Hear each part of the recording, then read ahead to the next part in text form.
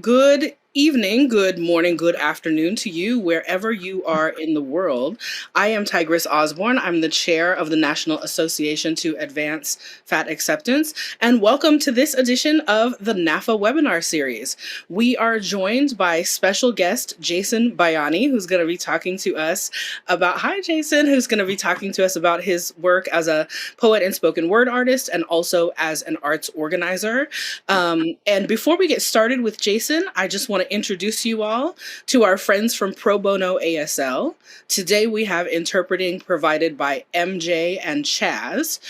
Pro Bono ASL offers amazing services for all different kinds of events. Please check them out online or on your favorite social media and support the important work that they do. For those of you who are new to NAAFA, the National Association to Advance Fat Acceptance, was founded in 1969, and since then has worked through education, advocacy, and support to end size discrimination and create a better world for people of all size, in particular for fat people who need a better world, given what we deal with out there in these streets and on these internet streets. So that is the work that we are doing. We are a 501c3 nonprofit doing that work, and we are able to offer webinars such as today's event, free to the public through the generous support of our donors. If you would like to become one of those folks, please visit us or just learn more about what else we're doing. See our blog, sign up for our newsletter, learn about the work we're doing in pursuit of legislative protections for fat folks and other kinds of informative and fun events that we have coming up. Just visit us on the website at naafa.org, NAAFA.org.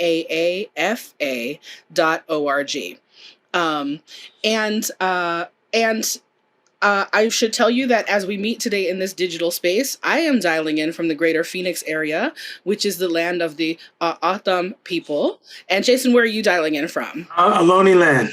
Ohlone Land in the Bay Area, San Francisco, right? Mm-hmm. Are you in San Francisco? I'm actually in San Leandro. Okay, so cross the water on the other side. Yeah. And we encourage those of you who are joining us, if you don't know whose land you're on, to do a little research and find out about that so that we can honor the indigenous folks of the places that we are coming from when we meet in these digital spaces. With no further ado, I want to introduce you to today's guest. Jason Bayani is the author of Locus and Amulet.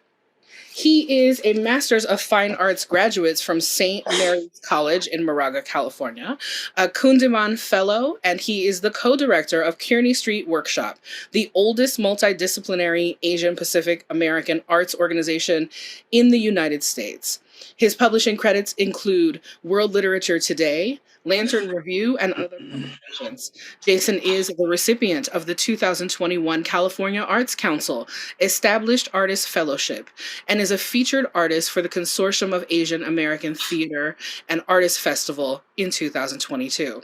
He performs regularly around the country and debuted his solo theater show, Locus of Control, in 2016 with theatrical runs in San Francisco, New York, and Austin. Ladies and gentlemen and friends of all gens, welcome Jason Bayani to the NAAFA webinar series. Hi. Thanks for being with us today, Jason. Thank you for having me. Yeah, great. So before we get into talking about how you became a poet and what inspires you and what your work is like in the world, we want folks who don't already know your poetry to get a little taste from you. So folks, Jason's going to honor us with a couple of poems. And yeah. Go ahead. Okay. So let's do this thing right here. Quick. I'm going to do a couple poems. So, all right. So this one, the first one's by request. When my mother first came to America, she left behind my father and 3-year-old brother to work in a hospital in Richmond, Virginia, where the only person she knew was the Peace Corps volunteer who stayed with her family when she was just a teenager. The East Coast is cold during the winter, and there are no blizzards in the rainforest.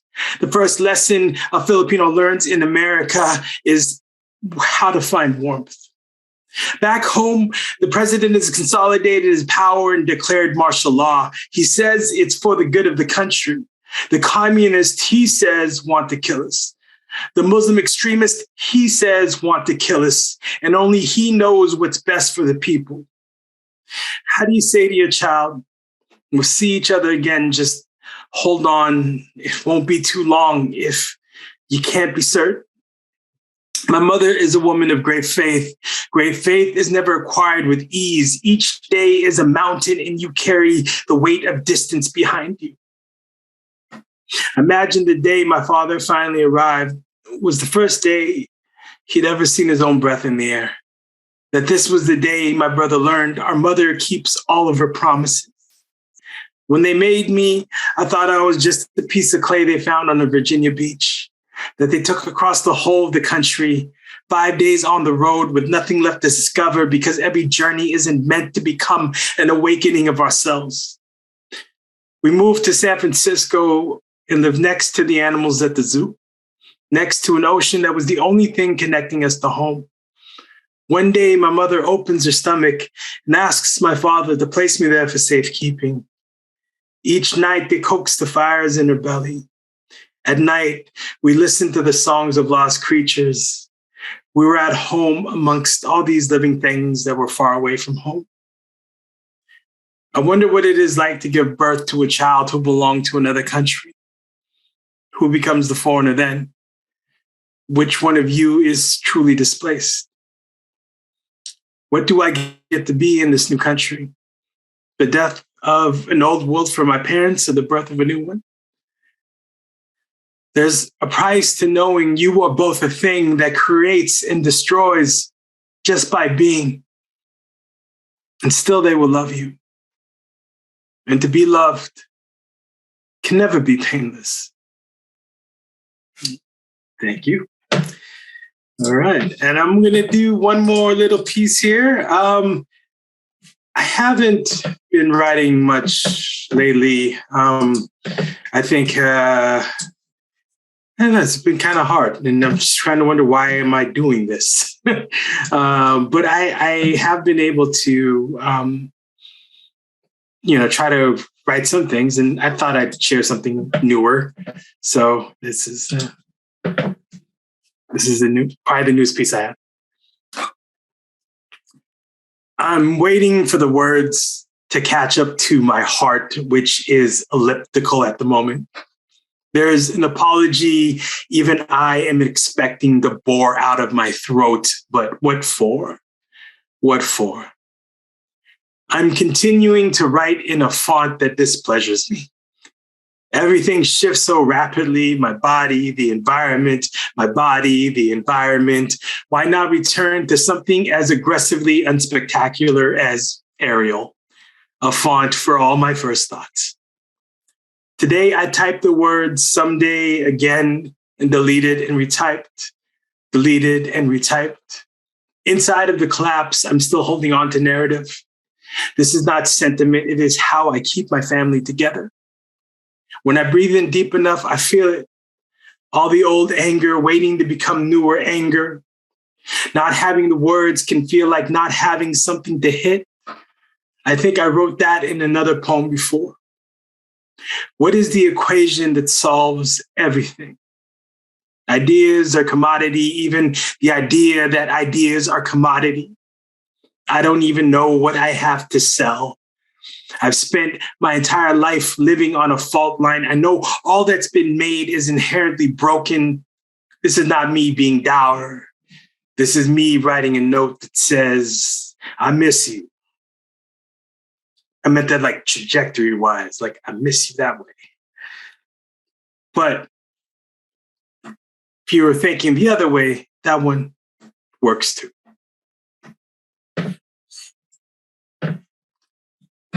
Thank y'all. Thank you, Jason. I feel like maybe we should have done that at the end so I wouldn't be all like emotional to ask you the next set of questions. Really beautiful. Thank you so much. Thank you. And for honoring us with that newer work that not as many folks have already heard from you. So in that line, one of the lines I heard was, why am I doing this? And so let's actually go there. Why are you doing this? How did you become a poet? I wrote when I was a kid.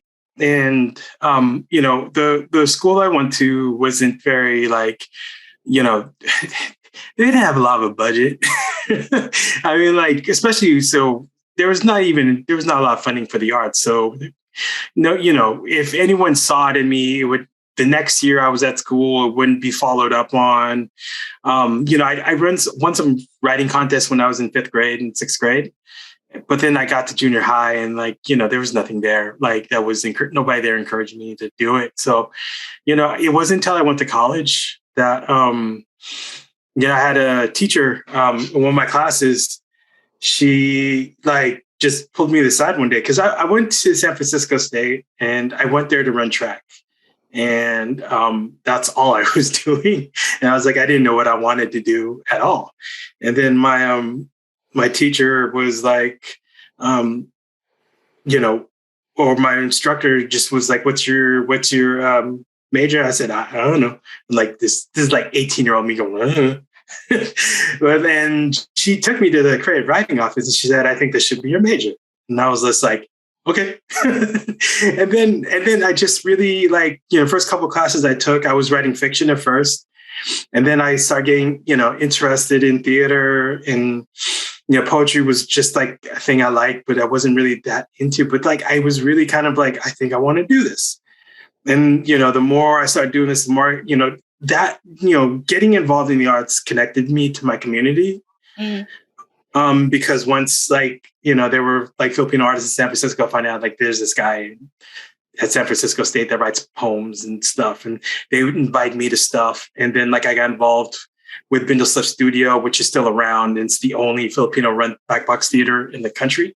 And it was there. It's been there since the 90s. And I started doing stuff in there. And then I got in the name of the black box studio again. Bindle Stiff Studio. Mm-hmm. Yeah. And, then I got into poetry slams and doing poetry slams. And that was, and I was like, okay, this is, I was doing I was doing theater for a bit, but I didn't really want to get into acting all that much. And then I found poetry slams. I was like, this is, I'm good with it. I like this. And, then this just became part of my life. Is your poetry different on the stage than it is on the page? I think one of the things, being someone who came from the world of poetry slam and then became an academic, I always wanted to, for me, I never wanted to, I wanted to go in, I saw a lot of people who came from slam, moved to academics, kind of it's almost there's this feeling you had to become something else in there. But I didn't want to do that. I felt this is what I do.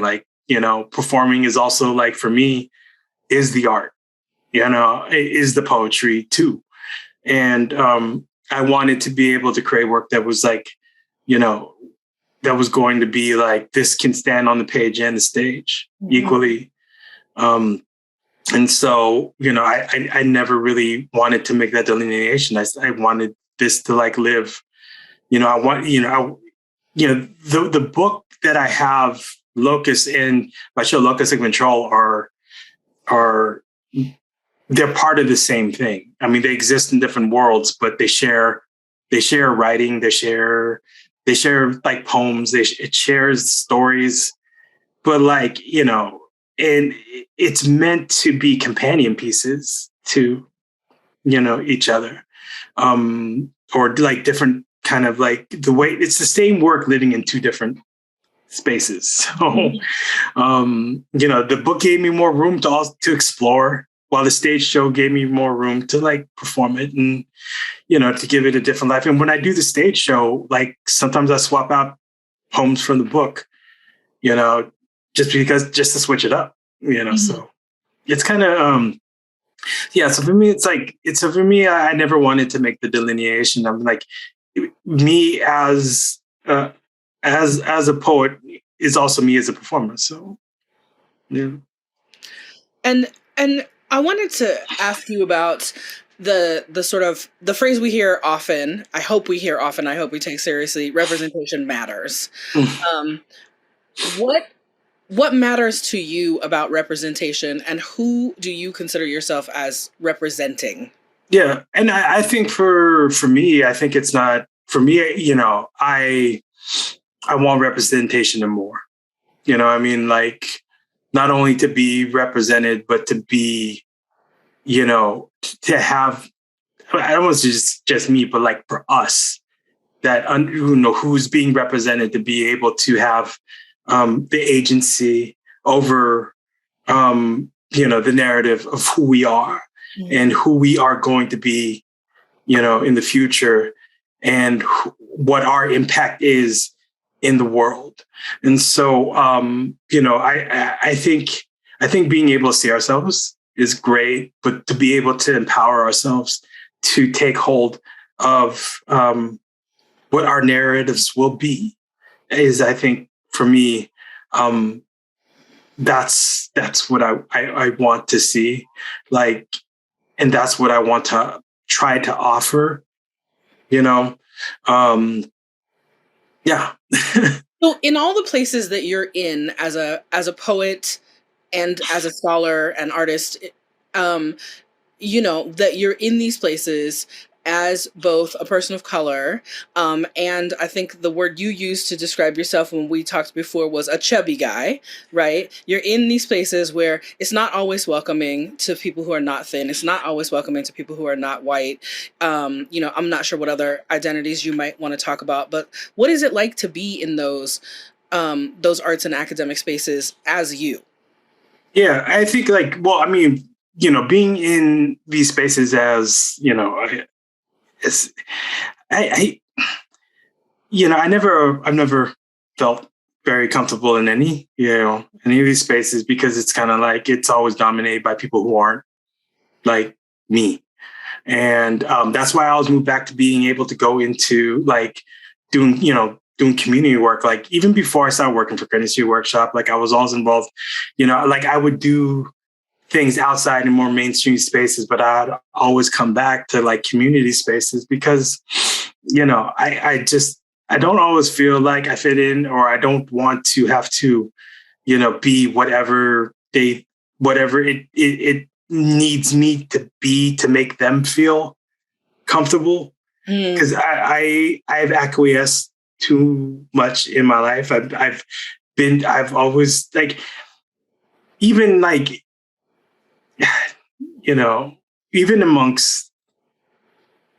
even growing up in my immediate community and family community, and like,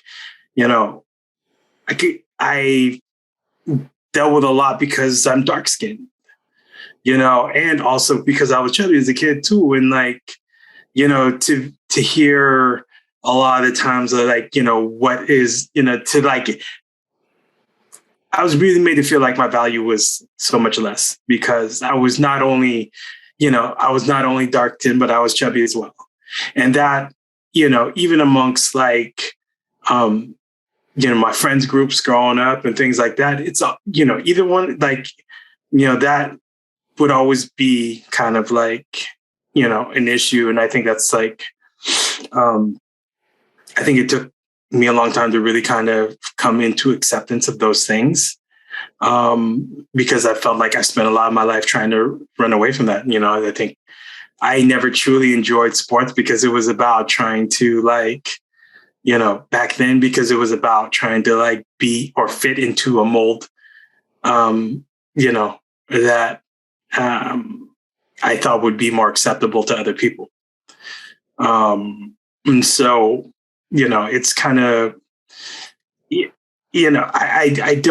I think there's, you start growing up, I think there's a point where you're just kind of like, what, this is what I am. So, y'all got to deal with it. Was there a turning point for you that helped you get to that point? Because I hear you about that being part of some people's coming of age process, but some of us don't come into that until, 20, 30, 40, beyond. Yeah. I'll tell you, like when it came to my way, because I think after college, when I wasn't playing sports anymore, I'm into the only time in my life I was skinny was when I was playing sports and when I was on drugs. And like, once I left all of that, then yeah, my body changed. And, you know, it because I had dealt with so much as the kid around my weight, I think it took me a very long time to just come into some type of acceptance around that. And I felt like I was running that from that a lot. And so like one of the things I think really helped was the Celebrate Your Body fashion show. Like for the first time, like I was around folks like, you know, just to kind of give some background, like Kearny Street Workshop, where the organization worked for, they had done a fashion show throughout the early 2000s, and around, I think, 2013, 2014, they decided to switch it up and turn it into a body positive fashion show. Because before, the fashion show was just more like, you know, more like a standard type of like fashion show. But my coworker at the time back then, her name is TJ Bassa, decided to go in a different direction with the fashion show to something that's more like body positive, and also something that we can work with the greater community on. So that, you know, we're Asian American Arts Organization. This is one of the only programs where we work with the greater community, you know, and to, you know, spotlight, like, you know, not only Asian American folks, but like, you know, all folks from marginalized communities. And so I think, you know, doing that work on that fashion show and to be around y'all, like y'all showed me like how to kind of, you know, all the models, all the, you know, all the people involved, like, you know, like I started to really be like, you know what, like this is where I'm at. And I think the more that I started hating my body, the more it affected, like, you know, my health and, you know, my exacerbated, you know, the way the negative ways in which I looked at myself. Mm-hmm. And it felt good, you know, to just like be around like folks at Celebrate Your Body, and like just to finally feel comfortable, you know, a little bit more. Well, and I want to give Kearny Street some more credit here, because I know, especially in our community, which really is a fat liberation community, we can be skeptical about the term body positivity because of the way that it has been like watered down, modified, and co-opted by mainstream forces who, you know, still want to, you know, they're just barely off center from what is centered all the time. Yes. And one of the things that y'all did, you know, folks, I've modeled in that fashion show twice when I lived in the Bay Area, and some other people that you would recognize, you know, Sonia Renee Taylor hosted, Saucy West was in the show. Like they're, you know, these really incredible fat positive designers, and, you know, and a lot of folks put up stuff that's body positive and it's really still pretty generic. And that production was really revolutionary in that way. There was a breadth of representation of, you know, gender and disability and age and race and like all the things. You know, and still managing to keep that balance of censoring, you know, Kearny Street is an AAPI organization, like still keeping that foundation, but also inviting in other marginalized folks. It was really beautiful and powerful in that way. And is it coming back? I know y'all shut it down because of the pandemic, but what's going on with that fashion show? Yeah, we're bringing it back in 2023. Like it's part of we are celebrating our 50th year anniversary this year. Like we were founded in 1972. So thanks. So we're looking at the next year as a year-long celebration of our 50 years. And we just kind of felt like, you know, our gala on we have a gala coming up on June 11th, if, you know, just to kind of promote that. And that's going to happen in San Francisco. And that's the first of our celebrations. And part of what we're looking at doing is we want to kind of center our 4 organizing principles through each of these events, and each of these events will kind of represent our organizing principles. And just to kind of give you background on what that is, we got together and tried to kind of figure out, like, you know, for ourselves going forward, what are the principles we organize around? And those 4 principles are renewal, futurity, autonomy, and solidarity. And so we want each of these events to represent those 4 pillars. And I think that, we want to celebrate your body, be part of it, because for us, this is one of the big things where we can kind of like show solidarity with our greater community. And, and I think it's a great platform for that. And so, it was sad that we had to shut it down. We had hoped we could bring it back this year, but with the gala, would have been too much. But, that is a lot. Yeah. So for those of you who are here with us live today, if you have questions for Jason, you can start putting those into the chat. While you do that, Jason, I'd like to ask you to talk about May is Asian and Pacific Islander Heritage Month, Asian American and Pacific Islander Heritage Month in the U.S. And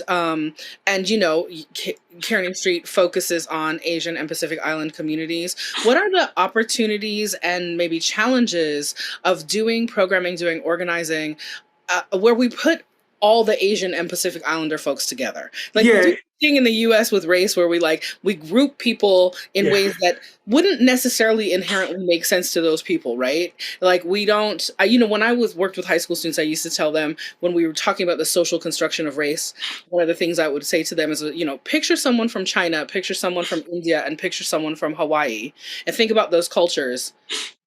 Do they seem the same to you to be in the same? So, but what are the things that are similarities, or like the benefits of working with that particular collection of, many, many cultures? And then what are some of the challenges around not focusing on specific ethnic or cultural groups? It's a huge challenge because naturally, if you are an Asian American organization in San Francisco, because of the, population, because of the population percentages, you're almost naturally going to lean towards East Asian, Chinese, Filipino, and that things will lean heavily towards that way. Like if we get an application for our Arts Festival Aperture, which happens every October, it's always going to be majority Chinese and Filipino applications because that's the demographics of where you are. That's the demographics. But the thing is that I think ultimately when it comes to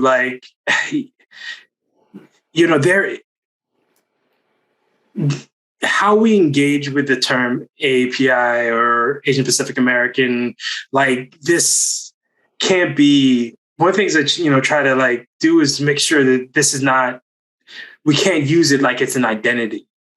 It isn't it's at this moment, it is a means to which we share resources, but it's not who we are, and I think that, I don't know, because when you try to make it an identity, it erases so many other cultures that are underneath this umbrella. Because the thing is that people will gravitate more towards thinking it's, East Asian or in the Bay Area, Filipino, that's going to be representing it more. And that's that's not everything, every culture that's underneath this umbrella is rife with its own history and struggles, and it can't represent it. It can't represent it all as an identity. Mm-hmm.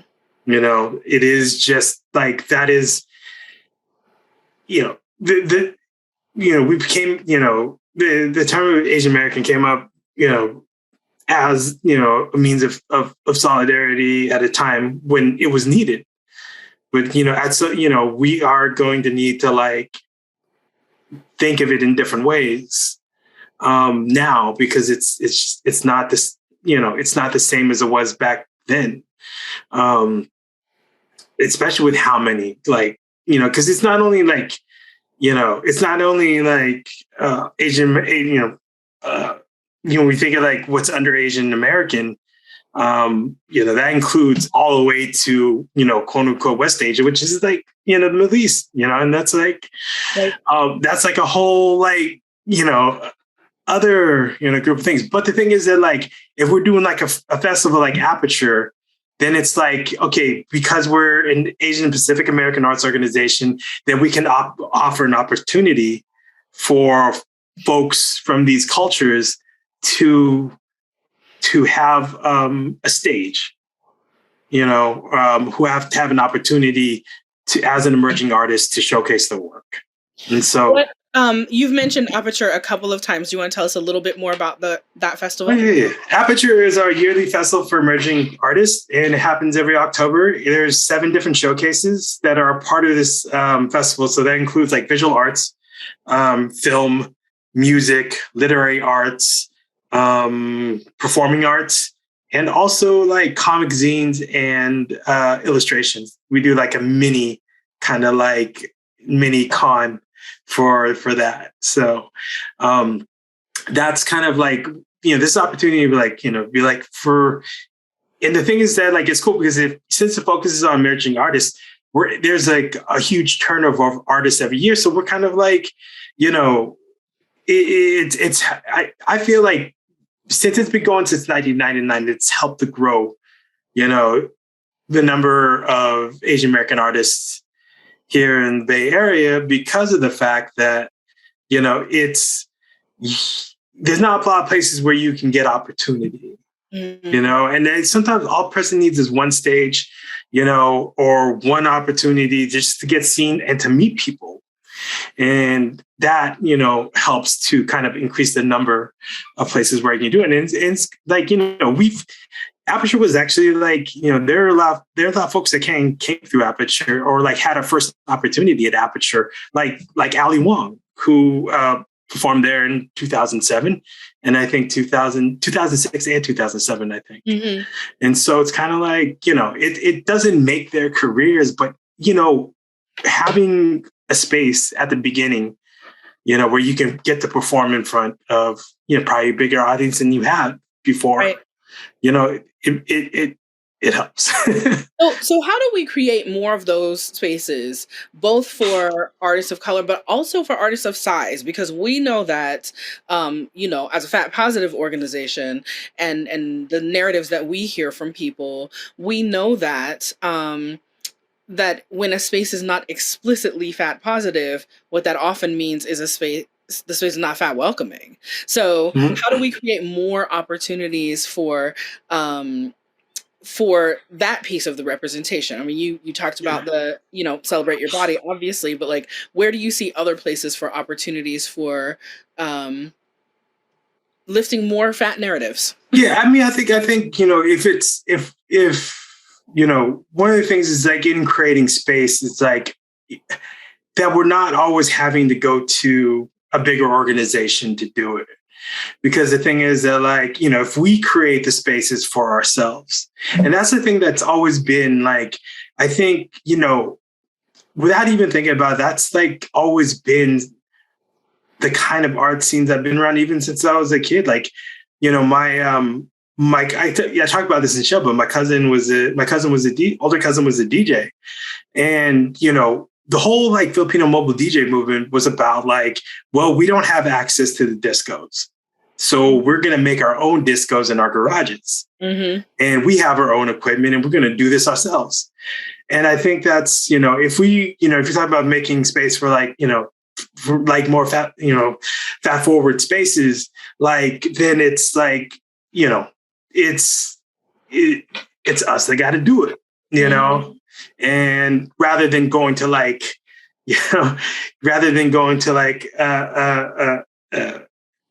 bigger organization that is trying to fulfill their DEI quotas, what I mean? Like, cause, or at least like, if you're gonna, I mean, like, I think that's kind of, or to if those spaces want to offer anything for that, to fill their quotas, to make sure that this is completely guided, and the space is being made for those of us to like, for it to be defined by mainly by the people it's serving. Right. We say, and disability justice community says, nothing about us without us. Right. Yeah. That's what you're talking about. What's coming up for you, Jason? Yeah. Well, let's see. I am, everything has been the gala for like this last couple. I haven't like really booked any shows. Just recently, I think when you're putting on a big event, it consumes yes everything. And like I did my run of a thing you're gonna do when the gala is over. Yeah. For yourself as a poet, or for just yourself as Jason? I'm gonna go. It's great. So like I'm part of I've done a part of like I've been a fellow for Kundiman, which is like a retreat for Asian American writers, and happens like every year. And it's the first year that they're back because like they had to shut down during the pandemic too.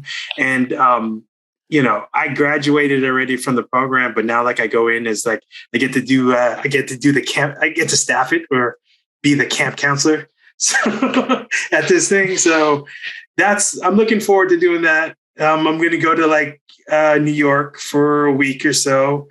The retreat happens at Fordham University. So it's like a really, really cool, fun time. And, I'm going to do that this summer. I'll probably go back. Actually recorded Locus of Control. It's going up. Actually, I recorded my theater show, Locus of Control, for the Consortium of Asian American Theater Artists, where I've been a featured artist. I was supposed to do it in 2020 in Hawaii, but everyone knows what happened. Yes. And so they kept pushing it back. And, this year we were supposed to go away this year, but then like for very good reason,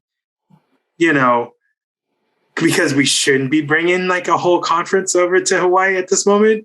Yes. They decided to, switch it over to an online virtual conference. So if you are a Asian American or Pacific Islander theater artist, definitely check that out. Register for the conference. You can see my play there. And maybe afterwards, I'm thinking of trying to do a screening since, not everyone can attend the conference. So, probably do that. And I'll probably try to do the show every so often now is get pickup readings here and there. So if you go to my website, jasonbayani.com, and sign up for my newsletter, I've actually started doing a newsletter now because where I could just write my thought. I talk about what's going on, but this is like the one place where I can actually just write my thoughts and stuff because I don't like doing I'm not really like, I social media a bit, but like, it moves too fast sometimes for me. And I'm a slow writer. And this newsletter has been like kind of an opportunity for me to just like kind of address things at a speed that works better for me. Mm-hmm. And while folks, we have time for one or two more questions for Jason. If you want to put anything in the chat, while people do that, Jason, where else can we find you online? So you're not a major social media person, but you're on there. We can follow you where you are. I'm on Instagram. And Twitter, Jason Bayani. I do not Twitter a lot. I go to Twitter to read stuff because I am interested in what people are talking about. Mm-hmm. And like, even though I don't social media much, I read social media a lot. So. Is there Filipino Twitter? Like the way we have, we talk about Twitter? Is there Filipino Twitter? In a way, but it's not, in a way, it's not, it definitely exists. A lot of younger folks, a lot of younger folks, and then like the older folks that are in there, maybe like professors or something like that. It's like, it's a space I don't fully understand how to engage with, but I check in on it every so often, and it's always good it's always good to see what young Filipinos like are talking about and what they're concerned with. And, because that's kind of, I feel the same way in fat community. Like Twitter is not where I live on social media, but there is fat Twitter and it's hyphy sometimes. And I like to pop in and see what folks are talking about there. Yeah. So like for me, like I said, it's the speed that in which it moves that just like can't, like I'll see people like do one of those memes, and then like a week later, I'm like, oh, that would have been good to add to that. Mm-hmm. But it's like I'm not gonna hop in a week later and be like all that late on everything. Do you consider yourself? Have you reached a point yet where you started to think about what it means to be an elder in any of your communities, in Filipino community, in the spoken word world, in any of your worlds? Yeah, it took me a while to get there, and I think like, you know, for like, because I never saw myself in that way. I think because I was a screw up for so long, and I think that like, I only really feel like I've really gotten my stuff together, like after I turned 40, and so I can never. If I ask how old you are now, Jason? I'm 45. Okay. Yeah, I can never feel like I could see myself as, someone that could handle the responsibility of trying to be an elder. But I think now, like, I'm, I don't know if I'm a good mentor, but I try to be like there for folks, especially since I work with a lot of younger artists, that like to be there in ways that I need them, but to also like allow them to see myself and kind of like my flaws and like, like all at this, the same time, and that, they can, that like, I don't have to be this perfect thing all of the time. You don't have to have had the perfect past either. I mean, sometimes the screw ups are the most powerful mentors, because, they have lived experience with showing somebody the way out of something, it's we need all the different kinds of elders, Yeah. And I mean, at 45, do you feel like, I mean, you're an elder to some folks, you're one of the old heads to some folks, and then to other folks, you're still one of the spring chickens, right? Yeah. Yeah. That's how I feel in this range too. Yeah, I'm still, because I mean, like, there's folks that I've known for a long time, and I still can't, like, I still feel like beneath, like, still can't call some people by first name. Yeah. I have to call you Miss Griffith because I can't call you Diane because I'm not there yet. Yeah. I know that vibe. Jason, are you? Is there anything we haven't asked you about that you really want to talk about today? Thinking about who we are as an organization, who our viewers might be, or just things that are really on your mind. Yeah, I mean, it's really because I think I haven't had an opportunity to be in many spaces where I can just kind of really, be like, feel comfortable talking about, actually, I mean, I don't still at this moment feel really comfortable being able to talk and being able to live in, in being fat and being chubby, and like that being like a thing to kind of, this is also part of who I am. And,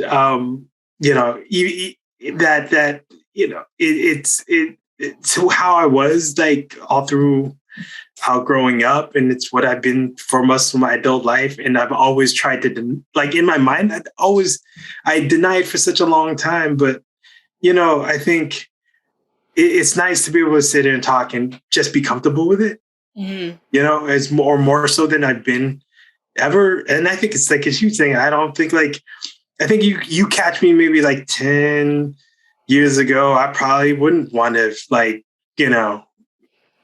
you would have been like, why is this fat group calling me?